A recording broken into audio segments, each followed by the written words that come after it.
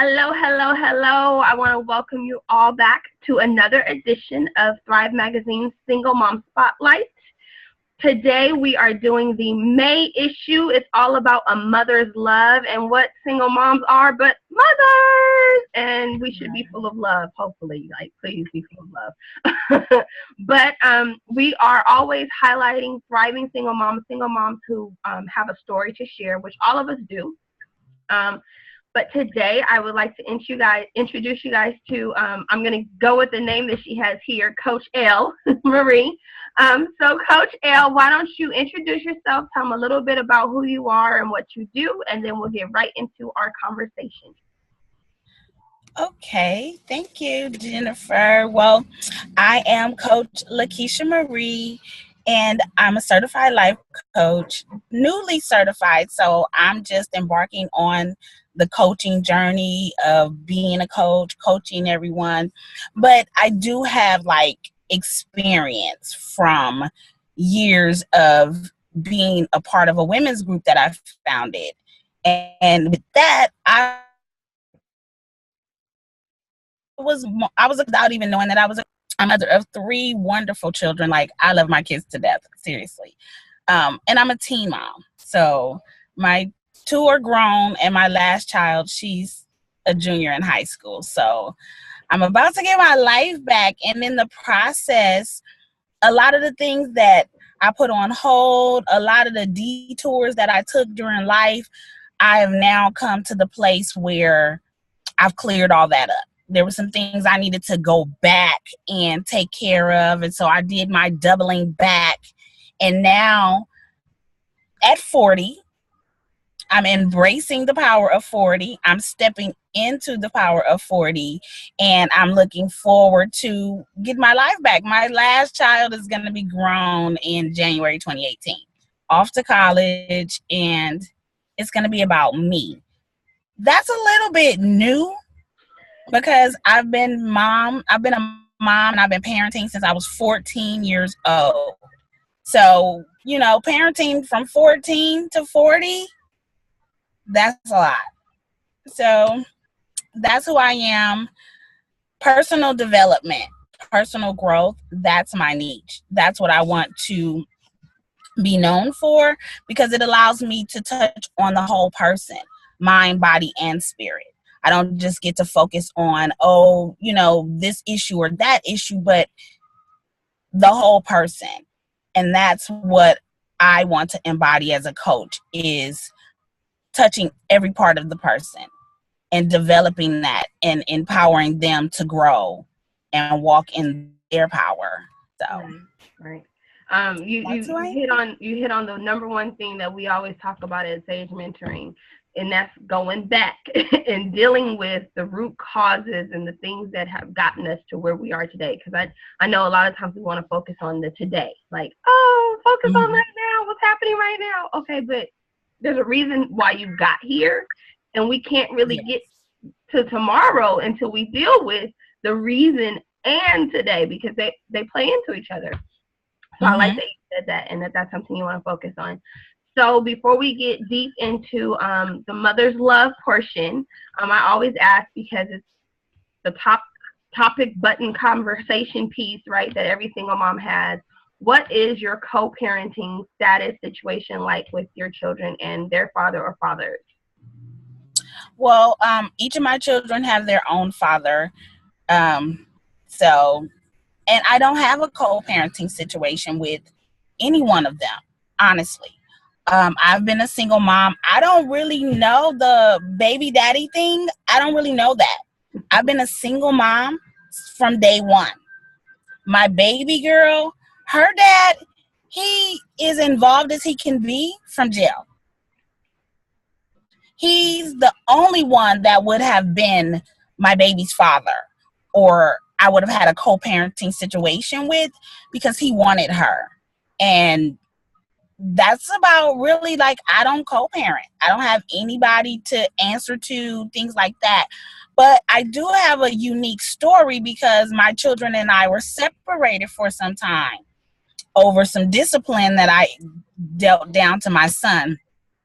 And so I do have a village of people that I have co-parented with. My younger brother, namely. My younger brother, he's 10 years younger than me, and I never would have thought that this boy who got on my nerves throughout my entire pregnancy would be very instrumental in my son's upbringing. So he's my co-parent. He's like my son's father, literally my little brother. Because when the troubles hit, he stepped in, and he was an amazing uncle and still is to this day. And then his daughter's mom, she would be my other co-parent, literally, because she was instrumental in my son's life, and then later on she was instrumental in my older daughter's life. And the time we were separate and being parent, keeping me involved. And my family will tell you, my kids don't listen to anybody but me, which not like in a disrespectful manner, but my word is law. It just is. So, and nobody can change if, they're like, no, my mama said X, Y, and Z. So with that, they always kept me involved in my communication and how I told the kids, listen, we're in this situation, but be respectful. Listen, if there's things that I need to handle, you have to tell me, and just let me clean up my mess too, because a part of the reason why they were in the situation was based off my actions. And with that, so that's the co-parenting thing. But it's amazing that, like our village and the people that are around us can step up and step in when we let them. You know what I mean? Like you said, who would have ever thought that your younger brother, because like you were his mama, on a lot of levels, right? Who would ever thought that he would step up and be the man that was needed in your situation with your kids? So I mean, that's just amazing, and that's a true testament of being a true mother. And a mother's love is letting someone else step up and step in when we need that help, and we need someone to come in and that man-to-man guidance and those types of things. And that's amazing. And especially you mentioned you let his child's mother also, because it takes all of them people. Like, people be like, oh, the other babe's mama, I don't talk to her, and I don't have nothing to do with his other kids. Why? Like, why can't we all do this? Like, we all got issues, and we all need to work together. And we do. We all do really have issues that we need to work out. And it starts in your childhood. It may not be the same things that I went through. And I was just telling my coach yesterday that I was going to have this interview with you. And she's like, okay, what's your message? And immediately I went to say, I don't know. And she's been on me about the I don't know. She says, because I say it, but then I continue. So I should just not say that I don't know, because I do know.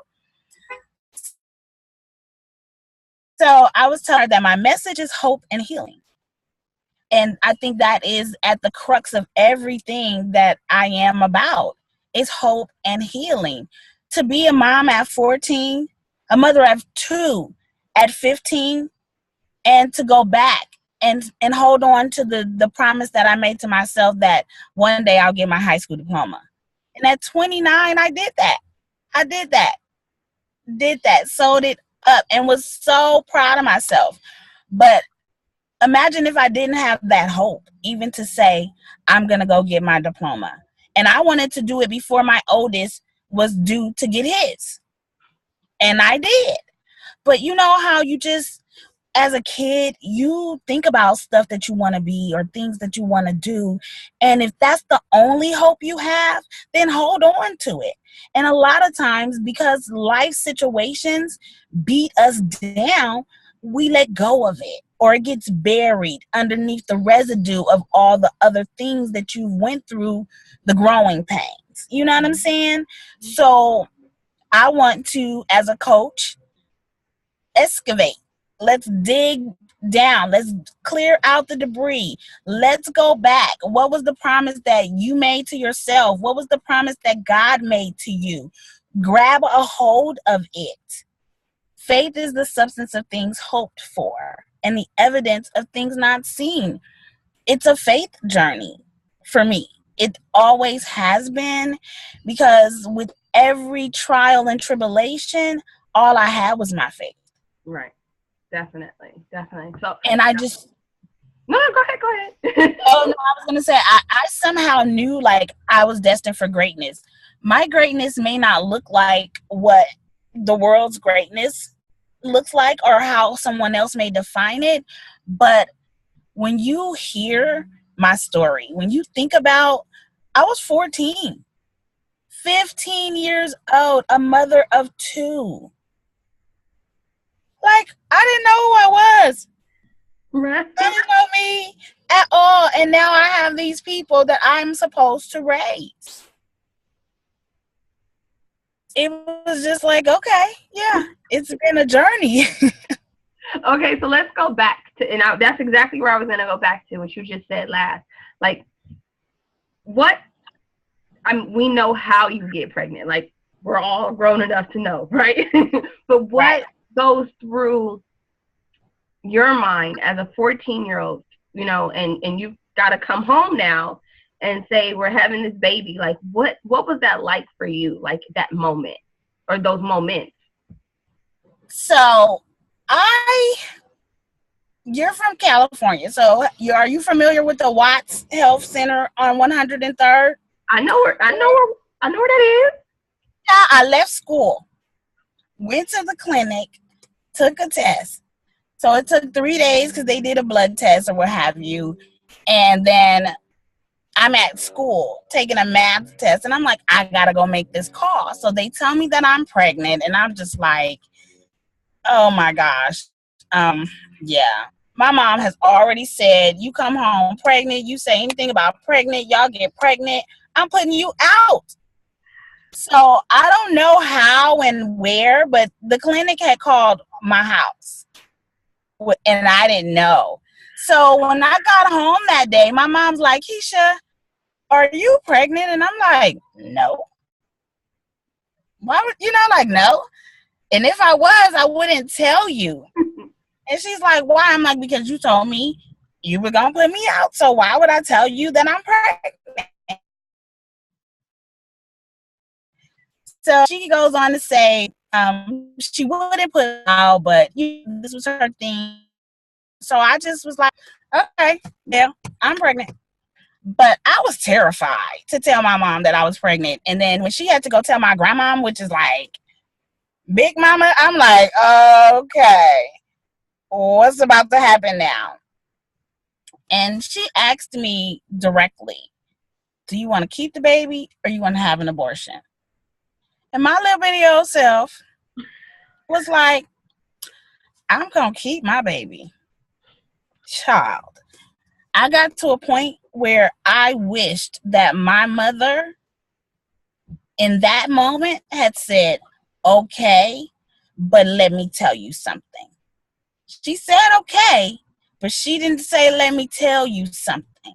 And had she told me the things that I would do, the things that I would go through, and the endless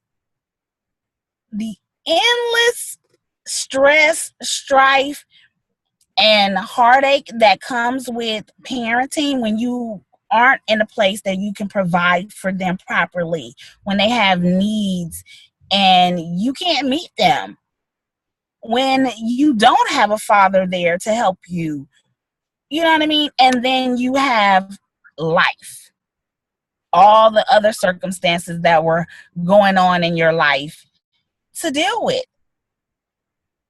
I was like, yeah, so hindsight is 2020. I wish she would have told me that I would sleep with a few men for money, for milk and light bills and things like that, that I would steal, that I would do all these things to provide for the kids that I brought into this world.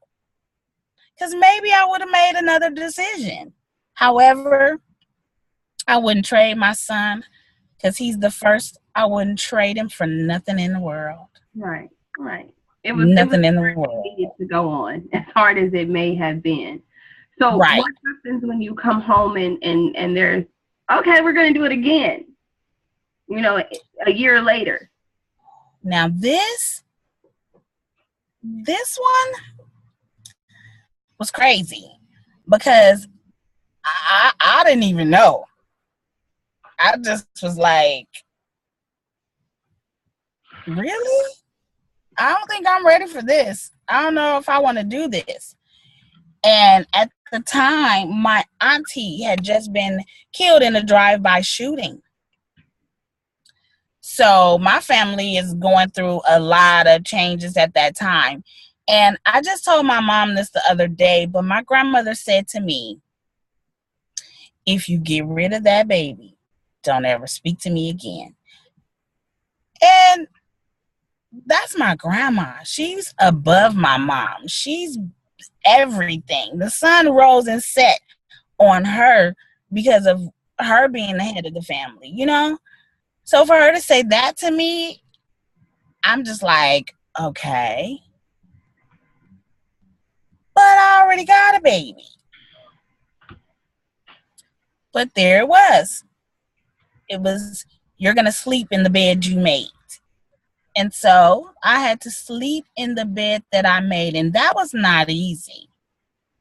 Throughout that pregnancy, my mom was going through her sickness.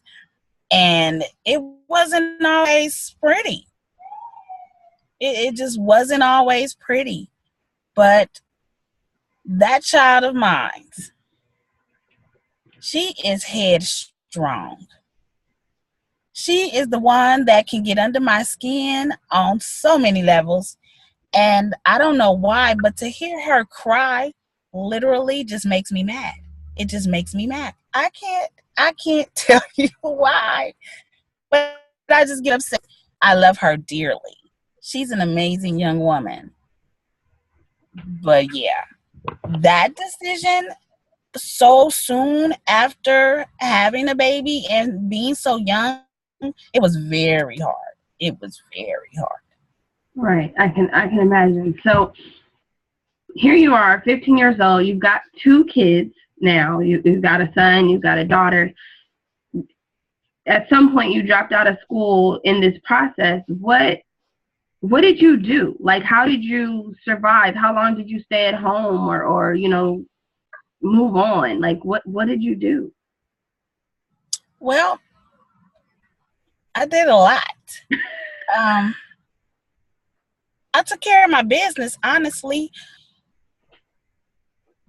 I know now that having my kids when I did spared me. God was anchoring me because I wasn't afraid of doing things. I would take risks. I clearly was out there. So I think the where I could have went had I not had kids is what that was for, because I took having them seriously. So I tried to go back to school, and I was going to adult school. I got my first job at 16. I was working at KFC, and I was going to school part-time, and I was living at home with my grandmother. But by the end of that year, my 16th year, I had been told that I was going to have to move. It was too many grown people in one house. However, I wasn't grown. I just had grown people responsibilities already. I had a grown life. So I got my first apartment a week before my 17th birthday. I was on welfare. I think at the time they were giving me $608 a month. My rent was $475, and I would have about $130 something to make do for myself and 2 kids for the rest of the month. And well, they provided me with food stamps, so the groceries were taken care of.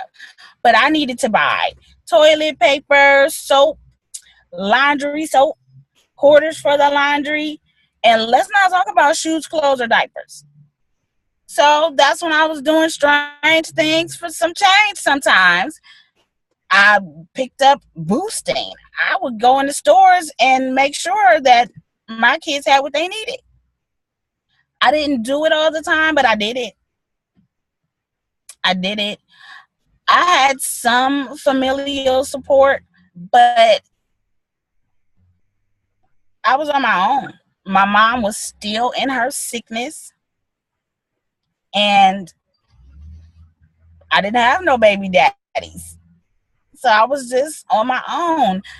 I was just telling my youngest daughter too the other day, because she just got her first job, and I was saying how one of the jobs that I had, I was working, but I was paying the babysitter practically the whole check. So I'm like, why go to work? I'm serious. I was like, well, why am I going to work if I'm paying the babysitter all the money? It's not doing us no good. So I stopped working until my oldest two kids went to school. Then I went back to work.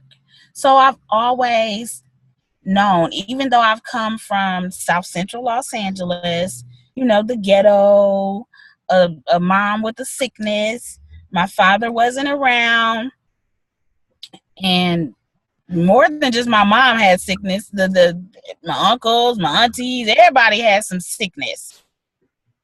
And I was looking for love in all the wrong places. I was looking for love. And I was also, mimicking some of the behaviors that I was seeing. Some of the things that I was witnessing, that's what I was doing. And yeah. Right. I mean, it's so, it's such an awkward place to be in, because we want to say that, we're responsible for our choices, and we're grown, and we're out here doing grown people stuff, and, so forth and so on. But then at the same time, it's like, you're 16. Like, what else do you know but what you've been taught? Like, what else could you possibly know but what you've been taught?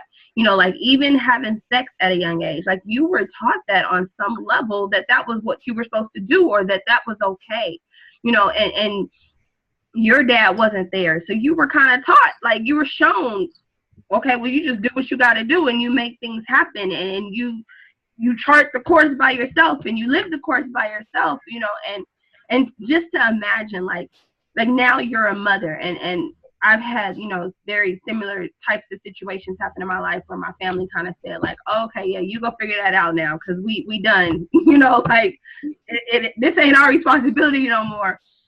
And I wasn't as young as you, but, it don't really matter how old you are when your safety net is pulled from underneath you. But it's just like, when you sit and you think about that now as a mother, and that's something that I've done, because I have my own kids, and I go, like, as much as I've said, my whole life, like, well, when you get a certain age, like, either you're going to go to school or you're going to get a job, you're going to get up out of here, or, we say those things because that's culturally what we've been taught.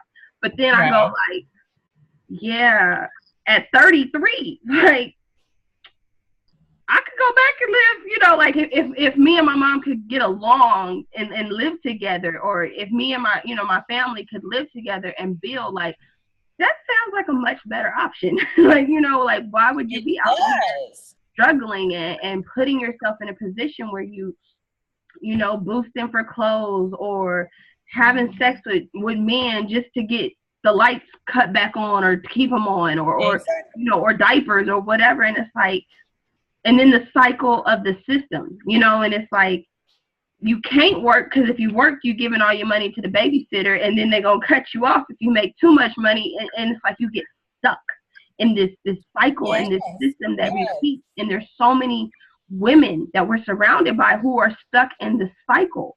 And it's like, you look at them and you go, you on one hand want to tell them how there's so much more for their life, right?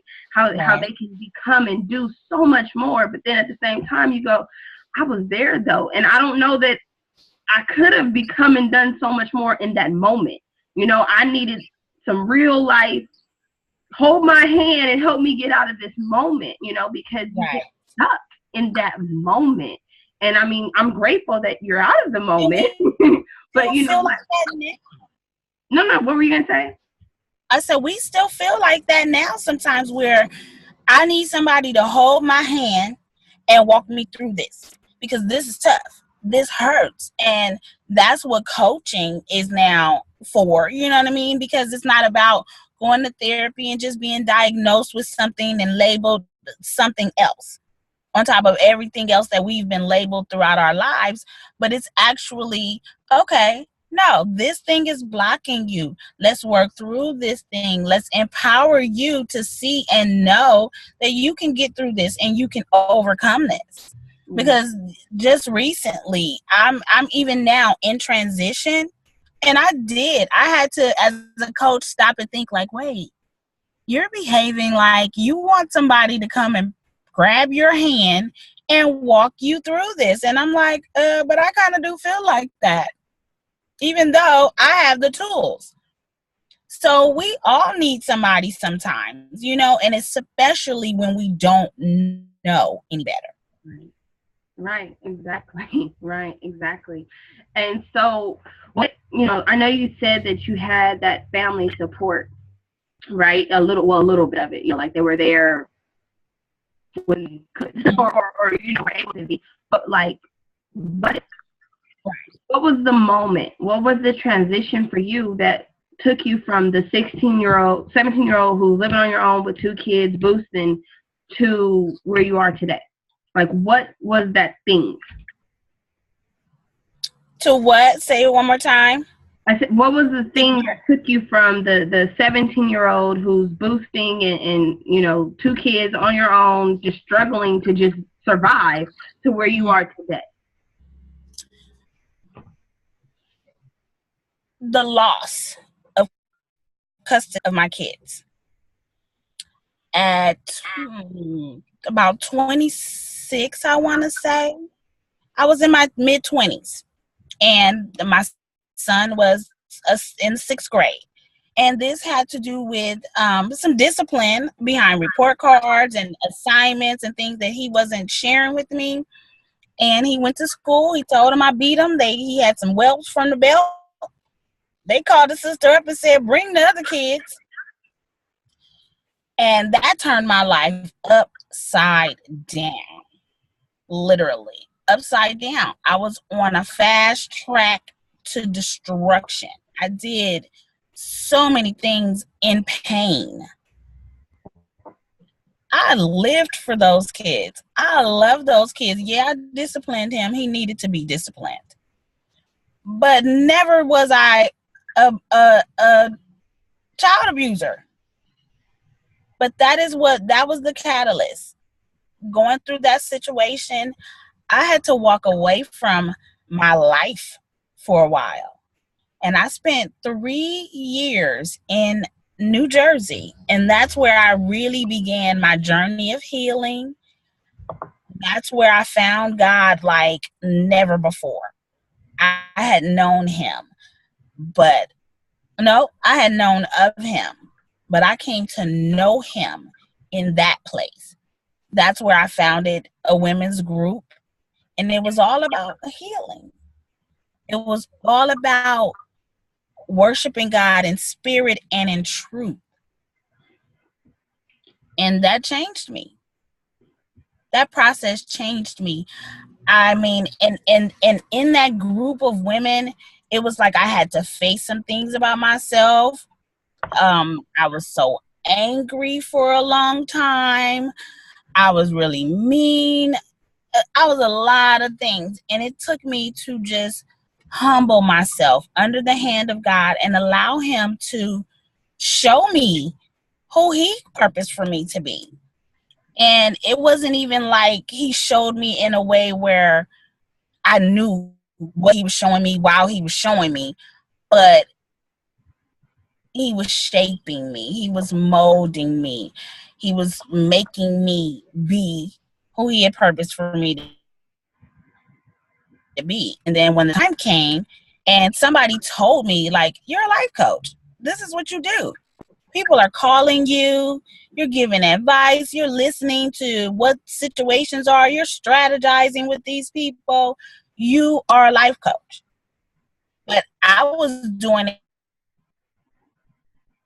on a spiritual, also interceding the people. I was also ministering to their spirits. So that's the thing that brought me here. And so even now, me and my son, we like to say that everything happens for a reason. And so I wouldn't wish the pain that I experienced on nobody, but it was for a purpose. When the word says these things come to make us strong, and I still don't feel strong, but people tell me all the time, you're the strongest person I know, or one of the strongest people I know, and that the things you've been through, there's no way I could have withstood all of those things. And I say, but God, because really, if it had not been for the Lord on my side, I don't know where I would be. Yes, I do. I'd be in a jail cell somewhere, behind bars, no freedom, and unable to affect the people's lives that I was called to affect. Exactly. I love that. And I don't love the fact that you had to lose your children to go through it. But I love the fact that you had to come completely out of your situation and your circumstances. And I think that so many people don't understand how much power is just in that. When we're in the same environment our whole lives, we just do what the environment is doing. We are a part of the environment, but when we completely come out of the environment, we are able to really get some healing. We're able to really start to see some things that we didn't see before, and we're able to really just become exactly who he purposed us to be, because there's no longer the influence and the confines and the shackles of our situation. And for many people that looks in many different ways. Some people have to, like lose their kids for a period of time. Some people like me just have to pack up and move, and everybody looking at you like you start plumb fool crazy. Some people have to go to jail.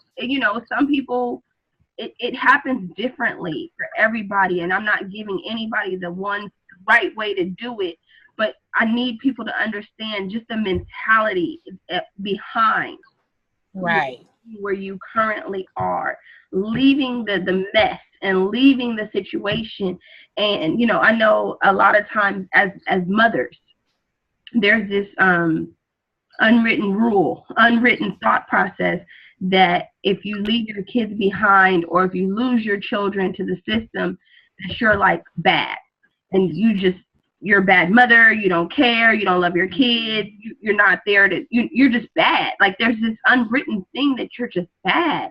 And so I love the fact that you didn't succumb to that, and you overcame that, and so I would just, ask you, because we're doing an interview and we want to give people some real life stuff. What sound a little bit better. What helps you deal with that moment? Because I know no matter what we say, and we can look back and say, oh, it was a blessing in disguise, but in that moment, like, how did you deal? I smoked a whole lot of weed. Let me just be honest with you. I smoked a whole lot of weed. But really it was faith. Like I said, I was on a fast track to destruction. So for an entire 6 months, I think I was just intoxicated because I was in pain. And nothing was working. I would sometimes find myself after, partying at 1, 2 o'clock in the morning, gospel music blaring at the top of the volume. And I'm sitting in the floor like, God, what is happening to me? Doing things that I never would do because I had kids. I never would go because I had kids and I had to be there for them. So it was some things that I just did not do. But when I didn't have them, I didn't care. And I met my partner and I met her online, and she just loved me and allowed me to be a heap of mess in the floor and get myself together. So I left California after, like, I don't know, at least 6 to 8 months of just a bunch of up and down, back and forth. And I actually had gotten my kids back in a short amount of time, like 9 months. And then they took them again off some stuff that my daughter said this time. And it devastated me. I was like, I'm done. If y'all think that y'all can really raise my kids better than me, then do it. Here, have it. Bye. I see you later. And I just left. And that's when I went to go take the time for myself, because otherwise I wasn't dealing and I wasn't coping. I was self-medicating because I was hurting. I was hurt to my core. I lived for my kids. I didn't even know how to be without them. And so the time in New Jersey, the time with my partner, and that relationship it just ended like 5.5 months ago. So it was a 12.5 year relationship. And in the course of that, God showed me who he was. So many people would say that I was in a same-sex relationship, so it's unorthodox, but I don't care. God allowed that for that time in my life because he needed me to see his unconditional love. And I went through stages. The first 3 years, I was like a monster to this person, but they just kept loving me.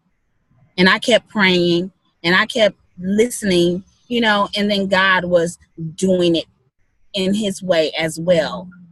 I started teaching Sunday school, all types of things, but it was God healing me. And even after coming back to California after 3 years, it still was like 4 more years. It wasn't until 2012 that I felt like I was really healed of all of it. And that's when I finally got my baby girl back. And it took so long, like I said, because I walked away, but I couldn't deal anymore. I just really couldn't, because on the one hand, I was accepting responsibility for me, for my actions, for my choices, everything, but I was getting a raw deal. They never saw how I loved my kids and that I lived for them. They were my life. And that it took a lot, but it took God to handle me and deal with me in a way where I could come back, stand before these people as the person that I've always been, but better, and win. And not have to take nobody out with me. And what was so amazing was I won in prayer. They were by the end of it, they were railroading me. And so I started calling on systems, and I started praying for women that I didn't even know that were possibly in my same situation.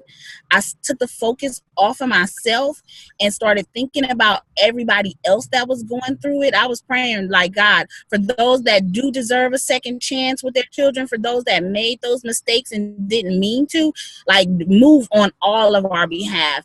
And without even showing up to court, I got a new social worker. He read my case. He said his spirit told him that they was holding my kids entirely too long. I never saw his face, but he got my daughter back to me and my case closed. So besides love from my partner, which I know was God sent, and my walking with God alone, nothing else got me through. I would have died. And I actually did try to kill myself. I really did. I think that we all have those moments, where we kind of give up and we go, forget it. Like, I don't know, I'm going to just be crazy, or I'm going to do all the things that I thought I never was supposed to do, or whatever, we all, Right. and exactly what you said is what brings us out of those.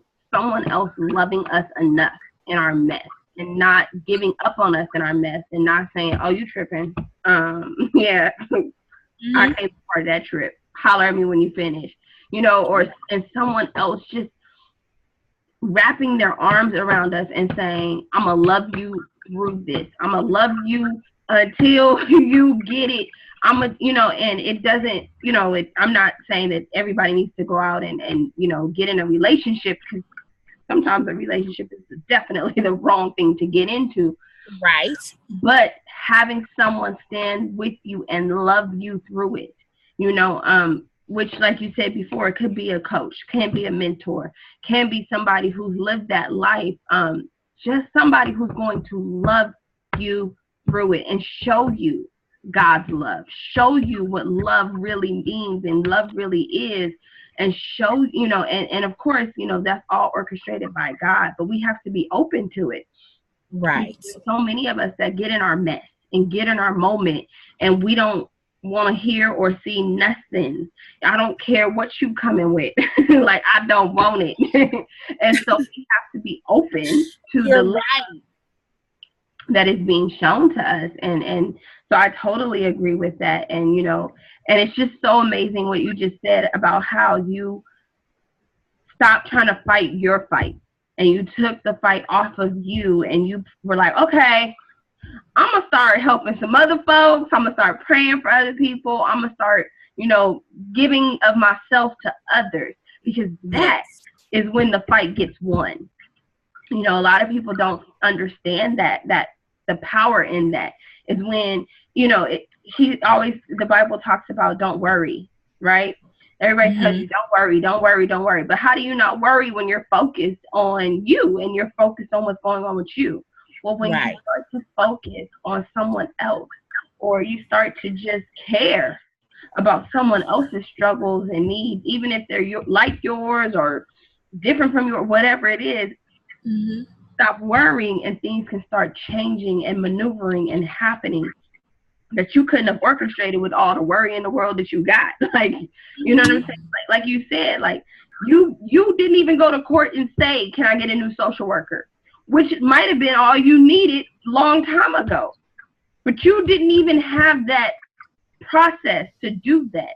But as soon as you stopped your worrying, what needed to happen happened. And that's exactly what, we as women really have to understand, that sometimes you got to get out of your own way. Right. Like, you are in the way of the progress. You're in the way of it happening. And that's amazing. And get out of your feelings. Oh. And get out of your feelings. Sometimes being in your feelings is not good. You feel a certain way, but you still need to do what you need to do. It may not be fair. You may not like it. It may not be what you would have chosen if you were in control, but you're not. So get out of your feelings and get out of your own way. And I had to do that. Right. I had to do that. And it was not easy, but I knew it was necessary. And at the time, I was heavily following Cindy Trim. And so I was reading The Prayer Warrior's Way and The Art of War for Spiritual Warfare, where she took, in The Prayer Warrior's Way, it's just the Lord's Prayer, and it's a whole breakdown of it. And in moving that process, I was missing stools like never before. And one of them was the shift where I got my daughter back, because I had been going to court. And the last time I went to court before getting her back, the public defender, she was like so rude to me. She told me she didn't know why I was there. My children were in permanent placement. Nothing was going to change. She didn't want to listen to me. And she like hunched her shoulders, threw her hands up, and was like, I don't care. I'm on vacation tomorrow. And I just was like, my anger, I could have ran her down and like beat the hell out of her. Really. But I had already been told I was getting my kids back. So I just looked at her like, really? But I knew that the enemy had tried me in that court hallway, because had I did what I really wanted to do to her, I never would have got her back. Because I would have been an angry woman. I would have lived up to the stigma and the stereotype that is put on us. But nobody knows what it is to have your control stripped. When you take a person's control away from them, I don't care what situation it's in, but when you take their control away from them and they feel hopeless and helpless, it can push them one of two ways: to self-destruct, or to kill and destroy some things trying to get what they want. And I was self-destructing, and then when I came from that, I just was in a place where I knew which battles to push and when to just hold it. And that took a lot, because it was like I had to sit on my hands. You go, when God starts to strip you of your fight, the fight that you fight, the way that you do it, you feel like, oh my gosh, people picking on me. He won't let me snap back, clap back, none of that. You just got to let him handle it. And that is, oh my goodness, that can be one of the most challenging things. But that's where I came up with humble pie and don't taste good, but it's good for you. Because when you have to humble yourself, in the end, what he has for us, the plans, the purpose, is so much better than what we could imagine or what we even have planned. And he has to take us through that process where he shows us, you think you got it together, but you don't. Right. And that's what it is. Exactly. Humble pie surely does not taste good. At all. Right, it does not, but it is definitely good and what is necessary for us. So that is definitely true. So I would ask you, because the theme is a mother's love, how has your love for your children changed? From the 14-year-old teen mom to the 40-year-old woman who has been healed on so many levels? That is a good question. I can say nothing but it has deepened, because in my growth process, my children have grown. My son will be 26 this fall. He has an associate's degree in behavioral social science. He's working on a bachelor's in communication. He's made 3 CDs because he found himself as an artist with something to say. He has his roots spiritually. And I just love him. I just really, really love him. Our relationship is amazing. And the communication that I have with him, I wouldn't have had this with him if we didn't go through the things that we went through. My oldest daughter, I'm so proud of her. She never ceases to amaze me. She is in the Army. Despite all my fears and all my worrying, she took herself and joined the Army. She has an online store. She left a partial, still a little bit of a kid, but I just recently saw her, and my daughter's a full-grown woman, and I could not be more proud. My 17-year-old, despite all of my wait, she just got her first job, and she's amazing. So through it all, my love for my children, that hasn't really changed. I could say that it has deepened. My son, he dealt me my greatest heartache. But through it all, we have a beautiful relationship. My girls, they just make me want to be the best woman and the best mother I could possibly be. Because I've always known that I lead by example. And so even now, the things that I want in my relationship with my mom, I am ever aware of within myself. Not always in the moment, because I'm not a perfect mom. But I just recently had a situation where I wasn't speaking to my oldest daughter, and then I ended up not speaking to my mom.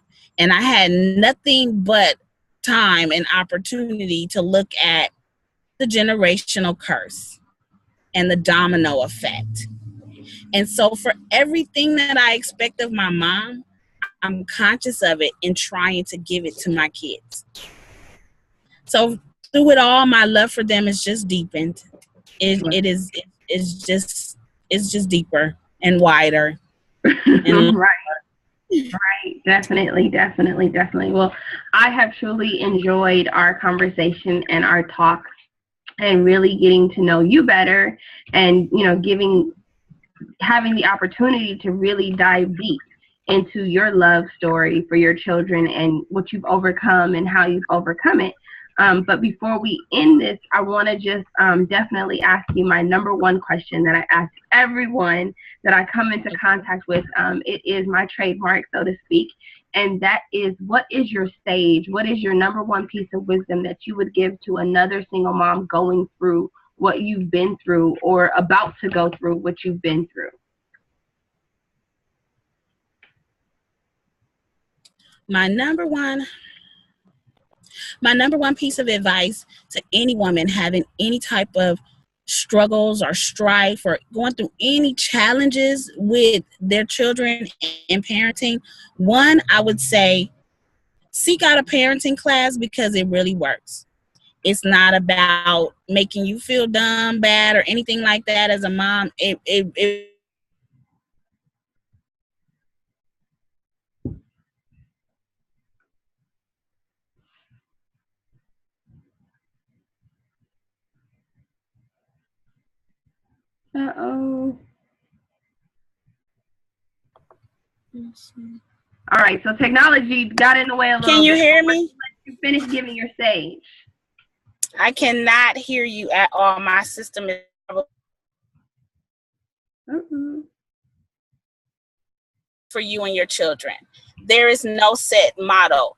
There is no set rule, pattern, or whatever.